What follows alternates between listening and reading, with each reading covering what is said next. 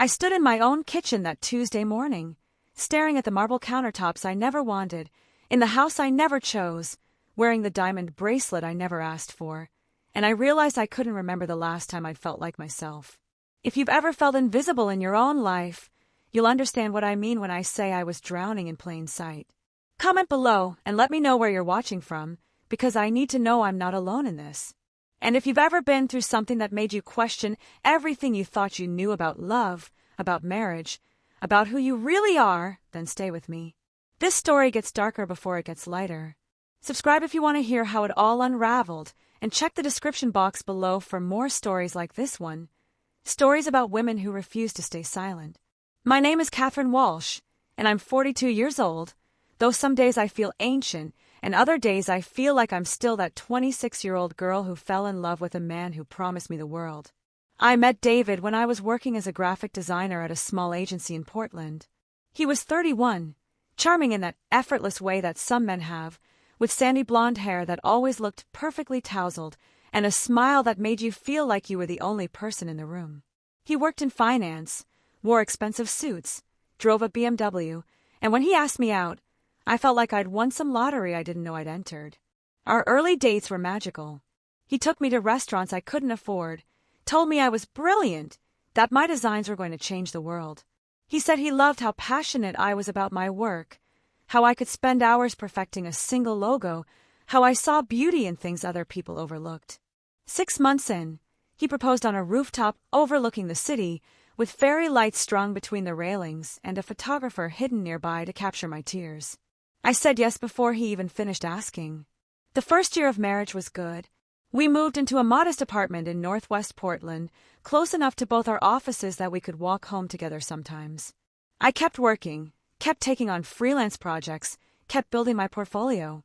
David encouraged it, or at least I thought he did. He'd bring home wine on Fridays, and we'd sit on our tiny balcony and talk about our dreams. Mine involved starting my own design studio someday. His involved making partner at his firm before he turned 40. But somewhere around year 2, things started shifting. David got promoted, then promoted again. His salary tripled, and suddenly we were moving into a house in the West Hills with a view of Mount Hood and a price tag that made me nauseous. He said it was an investment. He said we deserved it. He said I could finally quit my job and focus on my own projects without the stress of a 9-to-5. It sounded like a gift when he said it. Looking back, I realized it was the first lock on my cage. I did quit. I set up a home office in one of the spare bedrooms and told myself I was finally going to build that studio I'd always dreamed of. But without the structure of an office, without coworkers and deadlines and meetings, I felt unmoored. Days would pass where I'd sit at my computer and accomplish nothing. David would come home and ask what I'd worked on, and I'd make up vague answers about client calls and concept development, and he'd nod and pour himself a scotch and disappear into his own office for the rest of the evening. The clients stopped calling. Word of mouth dried up. The freelance platforms I used to rely on became oversaturated with younger designers willing to work for half my rate. I tried reaching out to old contacts, but everyone was downsizing, outsourcing, using AI tools that could generate a logo in 30 seconds.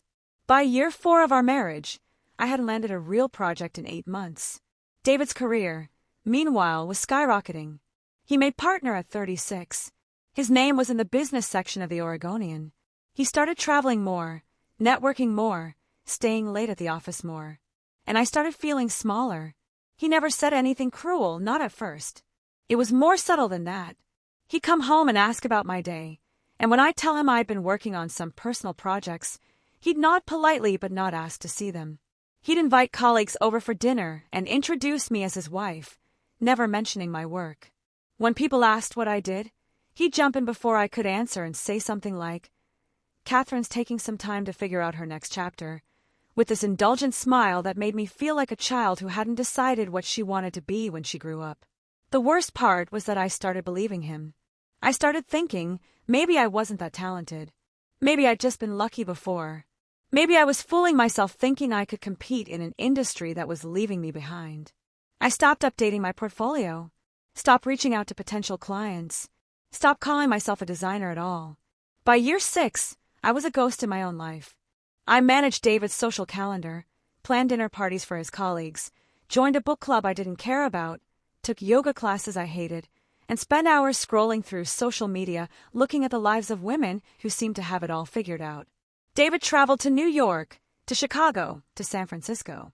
I stayed home and watered the plants and made sure his dry cleaning was picked up and felt the walls of my beautiful prison closing in a little more each day. If you've ever lost yourself in someone else's life, you know that slow suffocation I'm talking about. You know how it feels to wake up one day and realize you can't remember the last time you felt excited about anything. The last time you felt proud. The last time you felt seen. And here's the thing nobody tells you about that kind of slow erasure. You don't even realize it's happening until you're so far gone you can't remember the way back. Last month, David came home and announced that he'd invited 12 people over for a dinner party on Saturday. Not asked if I was okay with it. Not discussed it. Just informed me. His partners from the firm and their wives. His college roommate visiting from Seattle. His sister, Allison, who I'd always gotten along with despite her being fiercely loyal to David. I had 4 days to plan a menu, clean the house, buy wine, arrange flowers, and play the role of the perfect hostess. I didn't complain. I never complained anymore. Saturday arrived, and I spent the entire day cooking. Herb-crusted lamb, roasted vegetables with balsamic reduction, a salad with goat cheese and candied walnuts, chocolate tart for dessert.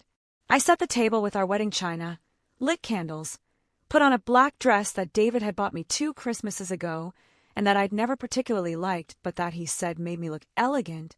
I did my makeup carefully, straightened my hair, put on the diamond bracelet and earrings he'd given me for our 5th anniversary. When the guests arrived, I smiled and poured drinks and made small talk and pretended I was having a wonderful time. David was in his element, telling stories about closing deals and navigating corporate politics, making everyone laugh with that easy charisma that had first attracted me to him. I moved through the evening like a carefully choreographed dancer, refilling wine glasses, clearing plates, laughing at jokes I didn't think were funny. And then it happened. The moment that cracked everything wide open. We were between the main course and dessert, and I just brought out cheese and crackers while the chocolate tart finished setting in the fridge. David's partner, Greg, was telling a story about some acquisition they'd just completed, and somehow the conversation turned to people who peaked early in their careers. Greg's wife, Jennifer, mentioned a woman they knew who'd been a hotshot in her 20s and was now struggling to find work in her 40s. David leaned back in his chair, swirling his scotch, and said, "That's the thing about talent versus luck. Some people confuse the two." Greg nodded knowingly. Someone else made a comment about the importance of adapting to changing markets. And then David, my husband, the man who'd once told me I was going to change the world, looked around the table and said, "I see it every day. People who coast on past success without realizing the world has moved on. Hell, look at Catherine. She had some minor success as a designer in her 20s, but let's be honest, she'll never amount to anything now. I married down, thinking she had potential, but..." He shrugged, took a sip of his drink. "Sometimes you're just wrong about people." The room went quiet for half a second, and then several people nodded, sympathetically, like he just shared some painful truth about a burden he'd been carrying. Like I wasn't sitting right there. Like I was already gone. I sat frozen in my chair, my hand halfway to my wine glass, and for a moment I couldn't process what had just happened. My ears were ringing. My face was burning. Around the table, people were already moving on, someone making a joke about another topic, the conversation flowing like water around a stone. But I couldn't move. I couldn't breathe. I couldn't do anything except replay those words over and over in my mind. She'll never amount to anything. I married down. David didn't even look at me. He was laughing at something Greg had said, completely at ease, as if he hadn't just shattered what was left of my self-worth in front of a room full of people. As if what he'd said was simply a fact, as unremarkable as commenting on the weather. Jennifer glanced at me, and I saw something flicker in her eyes. Pity, maybe, or discomfort. But she looked away quickly, and nobody said anything. Nobody defended me. Nobody acted like what had just happened was wrong. They just nodded and drank their wine and ate their cheese and let the moment pass. And that's when something inside me broke. Not broke like shattered. Broke like a lock being picked. Like a door swinging open. Like waking up from a nightmare and realizing you don't have to go back to sleep. I stood up. The movement was so abrupt that a few people looked over, but I didn't care. I picked up my wine glass, still half full of the expensive Pinot Noir David had insisted we serve, and I set it down on the table very carefully, very deliberately. And then I looked at my husband, really looked at him, maybe for the first time in years. "Then let me free you from that burden," I said. My voice was quiet, but everyone heard it. The conversation died completely. "I'll pack tonight." David's expression shifted from surprise to annoyance to something that looked almost like panic. He opened his mouth to say something, probably to laugh it off, to tell me I was being dramatic, to make me the problem instead of him. But I was already walking away. I moved through the dining room, through the living room, toward the front door. I wasn't sure where I was going. I just knew I couldn't stay in that house for one more second. I could hear David behind me, saying my name, his voice tight with that controlled anger he used when he was trying not to make a scene in front of people. But I didn't turn around. I didn't stop. I reached for the door handle, my hand shaking so badly I could barely grasp it. And that's when Allison intercepted me. David's sister appeared in front of me like she'd materialized out of thin air, her hand on my arm, her expression urgent. She was 38, 3 years younger than David, with the same blonde hair and sharp features but softer eyes. We'd always been friendly, shared the occasional coffee or lunch, though I'd always felt the unspoken boundary that she was David's sister first and my friend second. "Catherine, wait," she said, her voice low. "Please, just wait." "I can't," I managed to say. Tears were burning behind my eyes, but I refused to let them fall. "Not here. Not now. I can't do this anymore." "I know." Her grip on my arm tightened. "I know. But before you go, you need to know something. About David. About why he really married you." I stared at her. Behind us, I could hear David's voice getting closer, could hear him making excuses to his guests, could imagine him trying to smooth everything over like he always did. "Not here," Allison said quickly. She glanced over her shoulder, then back at me. "Meet me tomorrow. 10 a.m. The coffee shop on Hawthorne, the one near the bookstore. Please, Catherine. You deserve to know the truth before you make any decisions." Before I could respond, David appeared behind her. His face was flushed, his jaw tight. "Catherine, what the hell is going on? You're embarrassing both of us." Embarrassing him. Of course. That's what this was about. Not the fact that he just humiliated me in front of his colleagues. Not the fact that he just told a room full of people that marrying me was a mistake. Just the fact that I'd had the audacity to react. I looked at him, and I felt nothing. No love. No anger. Just a vast, empty coldness. "I'll be at my sister's," I said. I didn't have a sister, but he didn't need to know that. I'd figure it out. "Don't call me." I pulled my arm free from Allison's grasp and walked out the door. The night air hit me like a slap. It was October, cold enough that I should have grabbed a coat, but I just kept walking. Down our pristine driveway, past our perfectly manicured lawn, away from the house that had never felt like home.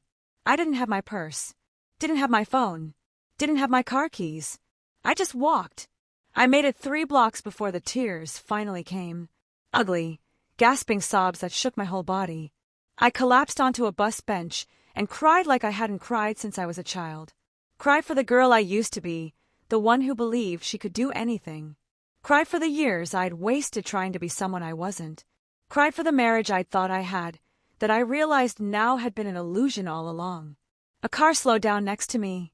I tensed, half expecting it to be David coming to drag me back home. But it was a woman around my age, leaning out the driver's side window. "Are you okay? Do you need help?" I wiped my face with the back of my hand. "I'm fine. Thank you. You don't look fine. Do you need a ride somewhere?" I almost said no. Almost told her I was fine and walked away. But then I thought about going back to that house, about facing David and his guests and pretending everything was normal, and I couldn't do it. "Yes," I said. "Please." She unlocked the doors and I got in. Her name was Beth. She was driving home from a late shift at the hospital where she worked as a nurse. She didn't ask questions, just drove where I told her to go, a Holiday Inn near the airport that was far enough from our neighborhood that David wouldn't think to look for me there.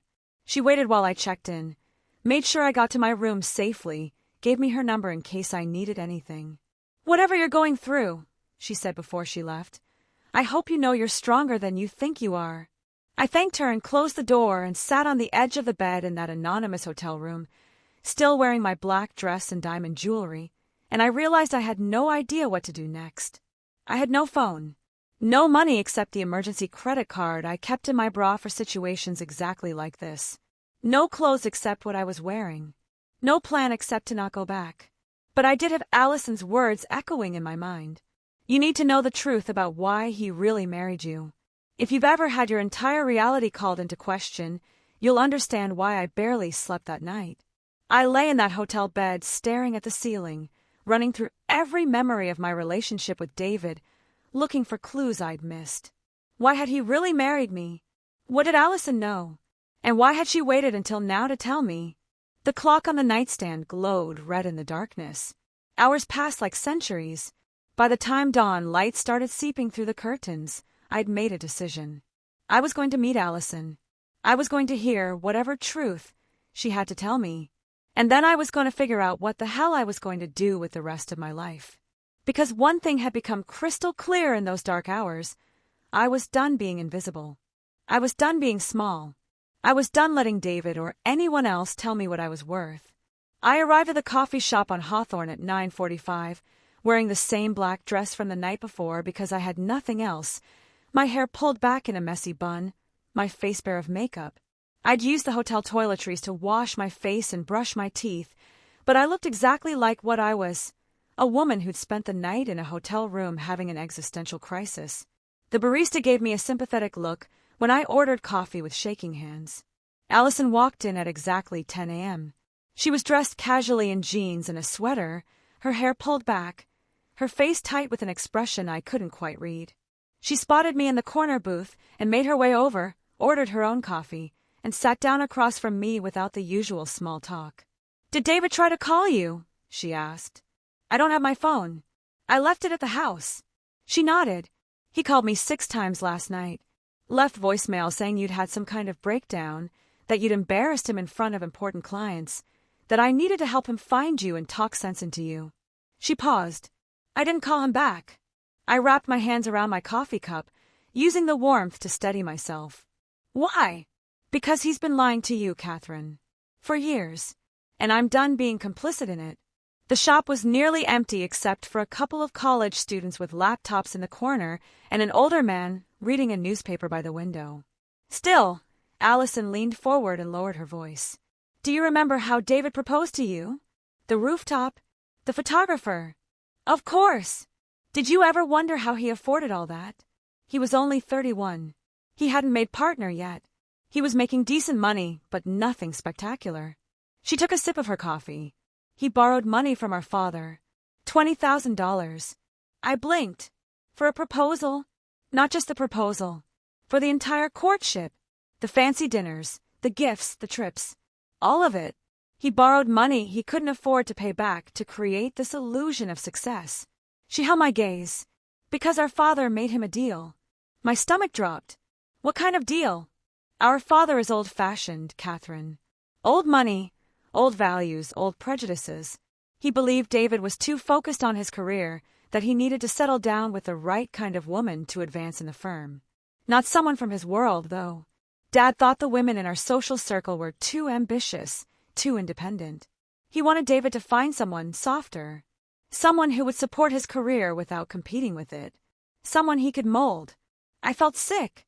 "And your father paid him to find someone like that?" "Not paid him. Offered him an investment opportunity. Dad promised to secure David's partnership track and invest in his career if he married someone who fit that profile within 2 years. Someone talented enough to be impressive but insecure enough to be controllable.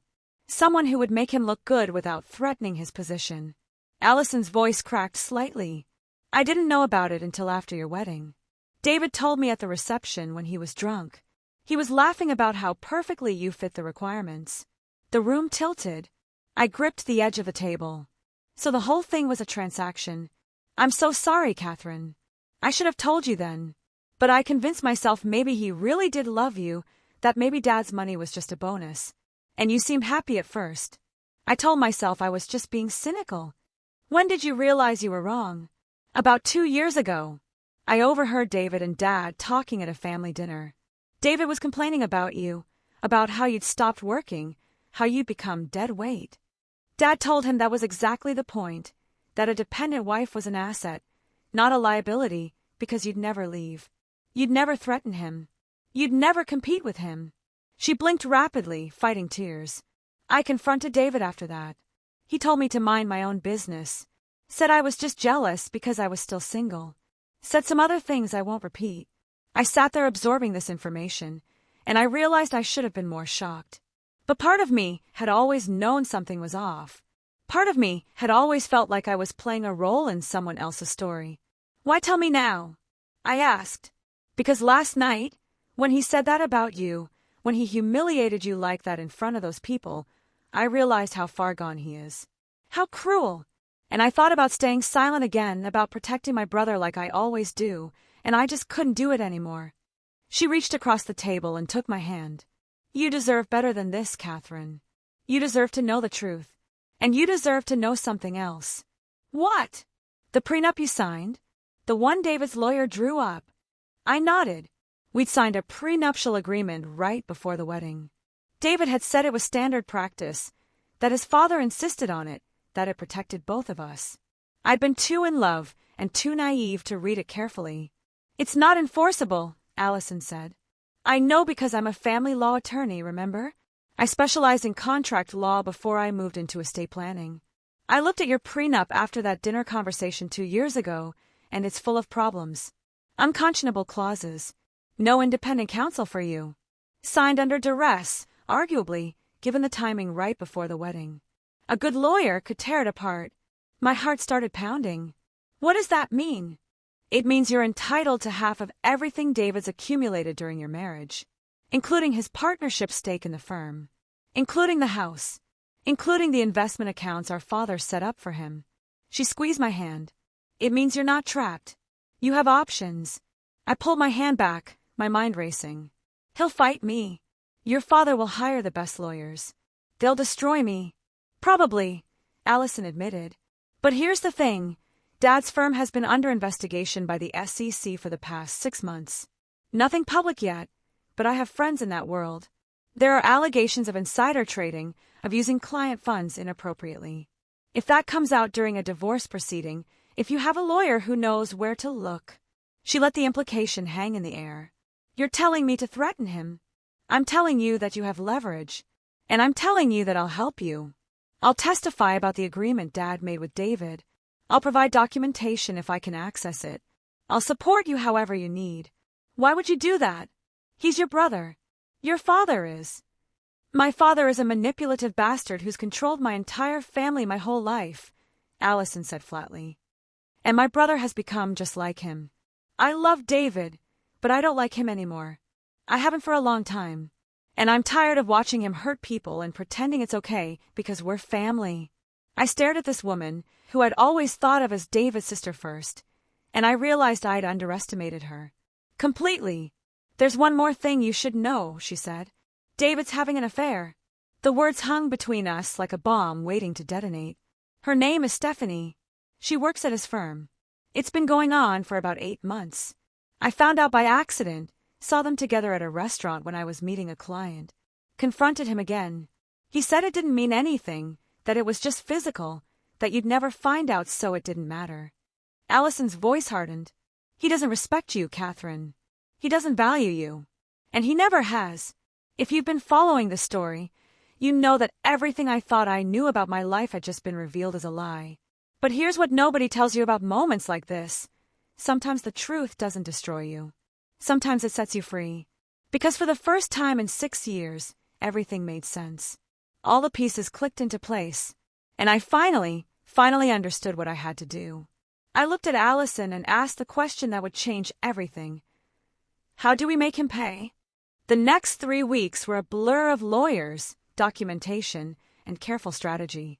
I moved into a short-term rental in Southeast Portland, a small apartment above a bookstore that felt more like home than that mansion in the West Hills ever had. Allison connected me with a divorce attorney named Patricia Morrison, who specialized in high-asset divorces and had a reputation for being absolutely ruthless when necessary. Patricia took one look at my prenup and smiled like a shark who just spotted blood in the water. "This is garbage," she said at our first meeting. "We're going to tear him apart." We filed for divorce on a Wednesday morning. By Wednesday afternoon, David had called me 17 times. I didn't answer. By Thursday, his attorney had sent a letter trying to invoke the prenup and offering me a settlement of $50,000 if I agreed to go quietly. Patricia responded with a letter detailing exactly how unenforceable the prenup was and demanding full financial disclosure of all of David's assets, including his partnership stake. By Friday, things got interesting. The SEC investigation that Allison had mentioned, it went public. Headlines in the Oregonian, articles in business journals, my husband's firm under federal scrutiny for potential securities fraud. David's name wasn't mentioned specifically in the initial reporting, but Patricia filed a motion to depose him about his father's investments in his career, about where that money had come from, about whether any of it was connected to his father's allegedly fraudulent activities. David's attorney called Patricia in a panic. There was talk of settlement, of negotiation, of trying to keep everything quiet. But Patricia was firm. Full asset disclosure or we go to court and make everything public. Meanwhile, I started rebuilding my life. I contacted old clients, old colleagues, old friends I'd lost touch with over the years. I updated my portfolio with work I'd done years ago, back when I still believed in myself. I started taking on small freelance projects, little things at first, just to remember what it felt like to create something. A logo for a startup, a website redesign for a nonprofit, brand identity for a local restaurant. And something strange happened. The work started coming back. People who'd heard I was back in the game. People who'd always liked my work but had lost track of me. People who needed a designer who understood not just aesthetics but story, who could take something ordinary and make it meaningful. I won't pretend it was easy. There were nights when I lay in bed in that tiny apartment and second-guessed everything. Nights when I wondered if I'd made a huge mistake, if I should have just stayed quiet and kept the comfortable life I'd had. Nights when the fear of being alone at 42 felt more overwhelming than the pain of being diminished. But then I'd remember David's words. She'll never amount to anything. I married down, and the anger would burn through the fear like acid through paper. 8 weeks after I left, we reached a settlement. Not in court, which David desperately wanted to avoid, but in a conference room with lawyers on both sides. David looked thinner than I remembered, older, his perfect composure cracked. His father wasn't there. He'd been indicted the week before on multiple counts of securities fraud, a development that had made our divorce negotiations significantly easier. The terms: I got 40% of David's partnership stake in the firm, which amounted to just over $2 million. Half the value of the house in the West Hills, which we'd sell and split. My own car, which I'd left behind and which David had been driving in the interim. And perhaps most importantly, a written admission from David that the prenup had been signed under conditions that favored him unfairly. His attorney tried to fight the admission. Patricia responded by threatening to depose Stephanie, David's mistress, about the timeline of their affair and whether any firm resources had been used to facilitate it. David signed. The day the divorce was finalized, I treated myself to dinner at a nice restaurant. Not the kind of place David would have chosen. No white tablecloths or French wine or $5 oysters. Just a neighborhood spot with good food and friendly staff and no pretense. I sat at the bar and ordered a burger and a beer, and I felt lighter than I had in years. My phone buzzed. A text from Allison. "It's done? How are you?" I typed back. "Free." The truth is, the money was nice. The validation was nice. The knowledge that David hadn't gotten away with treating me like I was disposable, that was nice too. But the best part, the part one hadn't expected, was rediscovering who I was without him. 6 months after the divorce was finalized, I opened my own design studio. Small at first, just me and a part-time assistant, working out of a converted warehouse space in the industrial district. But I had clients. I had projects. I had work I was proud of. And slowly, carefully, I had started building the life I'd always wanted but had been too afraid to reach for. One afternoon I was working on a brand identity for a new tech startup when I got an email from an address I didn't recognize. The subject line read, "Apology." I almost deleted it, but curiosity got the better of me. "Catherine," it said, I know I have no right to contact you. I know you probably never want to hear from me again. But I need you to know that I was wrong. About everything. You were never the problem in our marriage. I was. I was so focused on proving something to my father, on living up to some impossible standard, that I destroyed the one genuine thing in my life. I destroyed you. Or I tried to. Thank God you were stronger than I gave you credit for. I'm not asking for forgiveness. I'm not asking for anything. I just wanted you to know that I see now what I couldn't see then. You were always going to amount to something. It was me who never would. It was signed simply, David. I read it 3 times. And then I deleted it. Not out of anger. Not out of spite. But because his opinion of me, good or bad, didn't matter anymore. I didn't need his validation. I didn't need his apology. I didn't need anything from him at all. 2 years after leaving that dinner party, I'm sitting in my studio looking at the work we've done, and I'm amazed at what's possible when you stop making yourself small to fit into someone else's vision of who you should be. My studio has grown. We've won awards. We've been featured in design publications. I've spoken at conferences. I've mentored young designers who remind me of myself at 26, full of passion and talent and desperately in need of someone to tell them they're enough. But here's the thing about revenge that nobody tells you. The best kind isn't about destroying the person who hurt you. It's about building yourself into someone they could never diminish. It's about living so fully and authentically that their opinion becomes irrelevant. It's about proving to yourself, not to them, that you were always more than they said you were. Do I still think about that night sometimes? Of course. Do I still remember the exact tone of David's voice when he said I'd never amount to anything? Absolutely. But now when I remember it, I don't feel shame. I feel grateful. Because that moment, as painful as it was the moment I stopped living someone else's life and started living my own. If you've ever been told you're not enough, if you've ever been made to feel small by someone who claimed to love you, if you've ever lost yourself trying to be what someone else needed, I want you to know something. They were wrong. You are enough. You always were. You just have to believe it enough to walk away from anyone who tells you otherwise.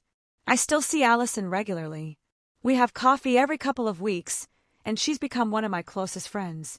She left her father's firm and started her own practice, specializing in helping women navigate divorces from wealthy, powerful men. She's brilliant at it. We joke sometimes about starting a support group for survivors of the Walsh family. Last month I ran into Jennifer, Greg's wife from that dinner party, at a gallery opening. She recognized me first, came up to me hesitantly. "Catherine," she said, "I just want to say that night at your house, I should have said something. When David said what he said about you, I should have defended you.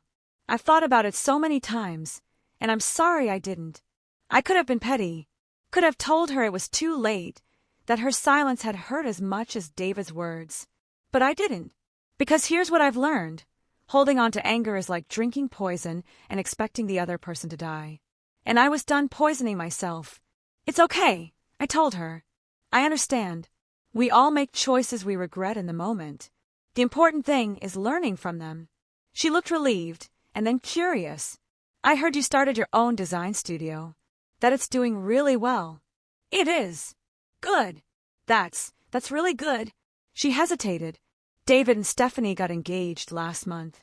Did you hear?" "No. But I hope they're happy. And the strange thing is, I meant it. Not because I'd forgiven David, exactly, but because his happiness or unhappiness had nothing to do with me anymore.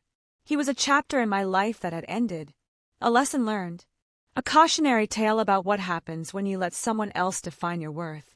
These days, when I introduce myself at events or meetings, I say, "I'm Catherine Walsh, founder of Walsh Design Studio." Not someone's wife. Not someone's disappointment. Just me, doing work I love, building a life I'm proud of, surrounded by people who see my value. And if David ever thinks about me, if he ever wonders what happened to the woman he thought would never amount to anything, I hope he sees the features about my studio in design magazines. I hope he hears my name mentioned at industry events. I hope somewhere, in some small way, it haunts him to know that the person he tried to make invisible became impossible to ignore. But honestly, I don't think about that much anymore. Because the best revenge isn't about making him regret what he lost. It's about me never regretting what I found. Last week, I hired my 5th full-time employee. Her name is Emma, and she's 24, fresh out of design school, incredibly talented but absolutely terrified that she's not good enough. On her first day, I took her to lunch and told her something I wish someone had told me 15 years ago. You're going to doubt yourself sometimes, I said. You're going to have moments when you wonder if you're talented enough, smart enough, worthy enough. And when those moments come, I want you to remember that your worth isn't determined by whether other people recognize it. It's determined by whether you recognize it in yourself. She looked at me with wide eyes and said, "Did someone tell you that once?" "No," I answered. "I had to learn it the hard way. But you don't have to." That's what I think about now when I remember that dinner party, when I remember David's words, when I remember how small I used to make myself. I think about all the women who are still sitting in that chair, still absorbing those small cuts, still believing the lies that someone who claims to love them is telling about who they are and what they're worth. And I want them to know what I know now. Leaving is terrifying. Starting over is hard. Rebuilding your life from scratch when you're 42 or 52 or 62 feels impossible. But you know what's harder? Staying, shrinking, dying slowly in a life that was never meant for you. 3 months ago, I got a letter from David's sister Allison. She'd been going through some old boxes from their parents' house. Their father had been sentenced to 8 years in federal prison for his role in the securities fraud scheme, and their mother was selling the family home and moving to Arizona. In one of those boxes, Allison found a letter their father had written to David right before our wedding. She debated whether to send it to me, ultimately decided I deserved to see it. The letter was exactly what you'd expect. Instructions on how to manage a wife, how to keep me dependent, how to undermine my confidence gradually so I'd never leave, how to use money as both reward and weapon, how to position himself as my savior so I'd always feel grateful rather than equal. It was a blueprint for emotional manipulation, written in their father's careful handwriting, like a manual for building a cage. At the bottom, their father had written, "Remember, David, a man's success is measured not just by what he achieves, but by how effectively he controls his environment, including his wife." I read it once, felt the familiar surge of anger, of betrayal, of grief for all those years I'd lost. And then I put it in a folder with all the other documentation from that period of my life, the divorce papers, the settlement agreement, the email David had sent, and I filed it away. Not to forget, but to remember how far I'd come. Because here's the final truth about my story. I didn't win because I got money in the divorce. I didn't win because David's father went to prison. I didn't win because David's firm lost clients after the scandal, or because his reputation took a hit. Those things happened. And sure, there was a satisfaction in watching karma catch up with people who treated others as tools rather than humans. But I won because I got myself back. I won because I'm sitting here at 44 years old, in a studio I built, doing work I love, surrounded by people I respect, living a life I chose. I won because when I look in the mirror now, I recognize the woman staring back at me. I won because I'm finally enough for myself. And that's something David and his father and their whole toxic legacy could never take away from me, no matter how hard they tried. If you've stayed with me through this whole story, thank you. Thank you for witnessing this. Thank you for listening. And if you're in a situation right now where someone is making you feel small, where someone is telling you that you'll never amount to anything, where someone is slowly eroding your sense of self, please hear me when I say this. You deserve better. You are worth more. And the life you want is possible, but only if you're brave enough to claim it. It won't be easy. There will be moments of doubt, moments of fear, moments when you wonder if you made the right choice. But I promise you, the temporary discomfort of change is nothing compared to the permanent pain of staying somewhere you don't belong. 3 years after that dinner party, I'm not the same woman who sat frozen in that chair while her husband announced to a room full of strangers that she was worthless. I'm not the woman who believed him. I'm not the woman who almost let that moment define the rest of her life. I'm the woman who stood up, who walked away, who rebuilt, who refused to let anyone else's limitations become her reality. And if I can do it, so can you. Before I go, I want to say one more thing. To everyone watching this from wherever you are in the world, and please, drop a comment and let me know where you're watching from, because I love knowing I'm not alone in this. Your story doesn't end where someone else says it does. Your worth isn't determined by someone else's opinion. Your potential isn't limited by someone else's fear. You get to write your own ending, even if you have to start in the middle. Even if you have to cross out everything that came before and begin again with a blank page. You get to write your own ending.